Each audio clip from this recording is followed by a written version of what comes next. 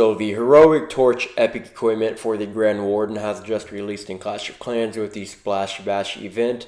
The design for the Heroic Torch itself is pretty cool, the ore looks fantastic, and the function is pretty neat as well. But a lot of people don't know how to use it. We're seeing a ton of spam armies, which is fun, but not long term in the meta. So I've tried to put something together, and we are going to test that out today in a few live attacks. Before we get started, shout out to Jacob's Clash. We are going against another YouTube clan right now.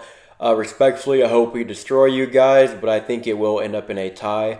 They are fantastic attackers, so shout out to them. Let's go ahead and hop into some attacks. So this is pretty similar to traditional Root Rider armies, but you are subbing out those high DPS troops for more Valkyries. On square bases like this, you want to turn it into a right angle, so you're going to attack from a corner with the Royal Champion charge, going straight down to that monolith, and hopefully the finished product will be, again, a right angle. Doing this makes it easier to funnel your army and keep it going down a certain path as you move throughout the base, which I will demonstrate in just a moment. I recall my champion as soon as that hook tower goes down and move to the left to find the best spot to begin my deployment. I drop the queen and immediately an ice golem follows because she's in a lot of heat with that ricochet cannon and the two heroes. I also send in loons to take air mines because they could kill my healers immediately, and really we don't want that. Then I drop down to the left western corner for a Yeti and a Valkyrie. That's going to create a hard funnel and keep the rest of my deployment from rotating along the outside of the base. For a quick second, my horde of Valkyries drop south to that wizard tower, but they go right back north after the walls are opened up, and at this point you can really see that the spacing around the monolith actually helps me to create my funnel and work towards the town hall. And now that my army is south of the monolith, I drop that overgrowth on that section to ensure that my army takes out the town hall before moving north.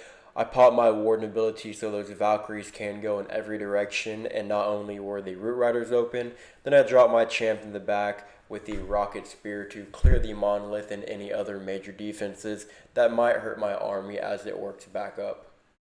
Now I did purposely save that last rage spell because of that high DPS compartment in this northern corner, and I want my army to take it out with ease, but at this point I've done all I can to ensure a 3-star, and the rest is up to my army, but luckily it looks like it's going to be an overkill 3-star attack.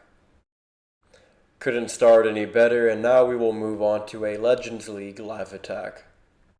Looking at this base, I noticed that both fire spitters are aimed towards the north, so I'm going to start my RC charge from that western corner and then most likely deploy my army from the south so that I'm never really going into the fire spitters. And I know I preach it all the time, but if you can, lead your invis spell so that your Royal Champion and Fox stay protected in the long run. It's really important that you get that Fox with your recall. I'm certainly no pro, but I do try my best because having that Fox when you redeploy the champion is very, very helpful. I get a few hits on the town hall with my champion charge before capping off the funnel with my archer queen and loons. That bottom corner has a lot of buildings on the outside, which is by design to pull my Valkyries down there, so I drop a king along with my Yeti. That way, before I send my Valkyries in, I know that they're not going to rotate away from the funnel. I did delay the drop of my launcher a little bit because I did not want it taking any damage, but now I spam in my Valkyries and they rush into the core of the base, and we're going to let this attack develop a little more, and I will be right back with more commentary. So yes, I do use the Grand Warden ability kind of early, and that is because the Root Riders are locked onto the Town Hall, and they're not opening up any of those pockets on the right-hand corner, and I want to make sure my Valkyries get in there without any issue.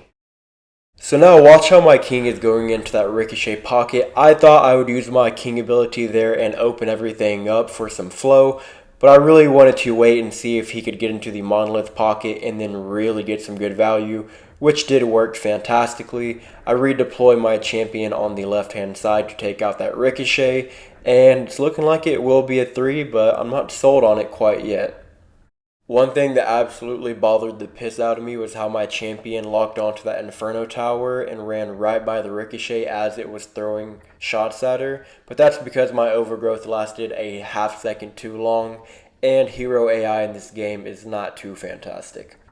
Luckily, my clones clean up nicely for another 3-star. Real quick before I head out, we will check on base progress. I got like 20 more walls maxed out, 2 mortars done, and finished my Teslas because of that nice CWL bonus. Alright, bye.